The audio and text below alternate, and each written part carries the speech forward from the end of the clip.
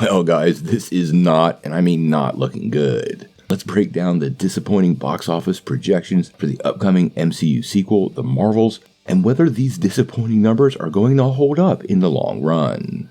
Now, before we do that, though, make sure you hit that like and subscribe button and ring the bell for all the updates. We went to your place for Marvel and DC news, but we want to bring it to you truthfully and transparently because that's the best way to keep you in the know.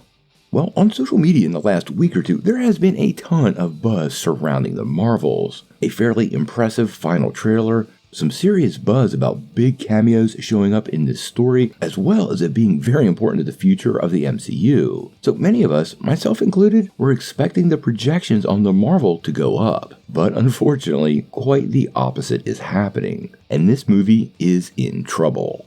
Now, this report comes from Deadline, and what they are saying is the Captain Marvel sequel is now set to open at about $60 million domestically, which is a pretty solid decline from the $75 to $80 million projections we saw just a month ago. Now, there are some outlets that are even pegging this much lower at about $50 million, so even the experts at this point are not too sure where it's going to land. Honestly, there's been a lot of positive buzz on social media, and I was expecting the number to go up, not by a lot. But personally, I actually expect it to exceed the $60 million mark, and hopefully will drag itself closer to 80 where the original projections peg the project. Now, that's not still a big opening, but it does beat out Ant-Man at 57.2 and the Eternals at 71.2. But we can't ignore the fact that this movie costs over $200 million to make and needs to turn a lot more in order to get out of the red ink. The biggest problem it's facing is the following weekend. It's got some serious competition with The Hunger Games, The Ballad of Songbirds and Snakes, which is projecting to do much better than the Marvels and is likely to steal away a large portion of the core audience.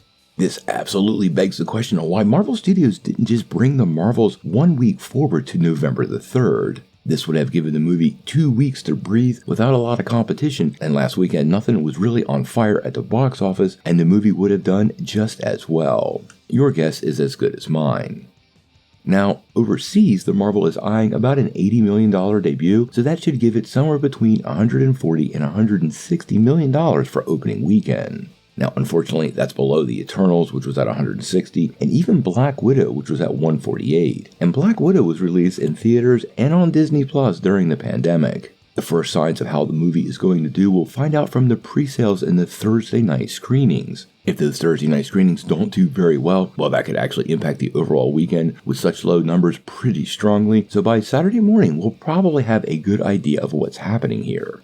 The big question is, why is this happening? And we talked about that a few weeks ago. There are a ton of reasons on what's going on with specifically Captain Marvel as a character, this particular franchise, and the greater Marvel universe. Coming off the heels of Secret Invasion is not helping. There is a level of superhero fatigue, especially for characters that fans are not very acquainted with, and that drives a lack of interest. There's also the fact that we have the strikes going on where nobody's promoting the film, and this has led to an overall decrease in interest in Marvel content across the board, and it looks like the Marvels could be bearing the brunt of all of that sentiment. The one upside we have is it is getting a China release, which should add a couple of $1 million to its opening weekend haul. I really have to know from you guys if you're going to be watching it this weekend. Will you wait for it to come out on streaming? And does the fact that major Marvel storylines have been integrated into this film change your mind on whether you need to see it or not? Sound off in the comments below.